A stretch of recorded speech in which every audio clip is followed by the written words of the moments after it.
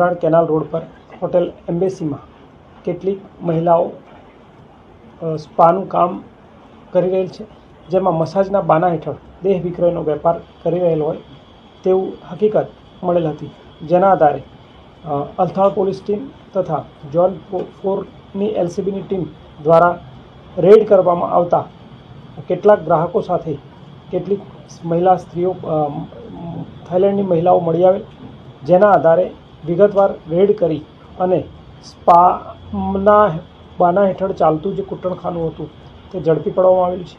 સદર કૂટણખાનામાં 91 મહિલા મળેલ છે અને 7 ગ્રાહક મળેલા છે, જેમાં 7 ગ્રાહકોની ધરપકડ કરવામાં આવેલ છે. આ સિવાય 3 આરોપીઓ જે મુખ્ય છે, જે સંચાલન કરતા હતા, જેમણે પોતાના તાબામાં મહિલાઓને રાખેલા હતી તે, અને જે પૂરી પાડતા હતા, સપ્લાય કરતા હતા, તે 3 આરોપીઓને વોન્ટેડ બતાવવામાં આવેલા છે. તેઓ હાલ ફરાર છે, તેમની શોધખોળ ચાલુ છે.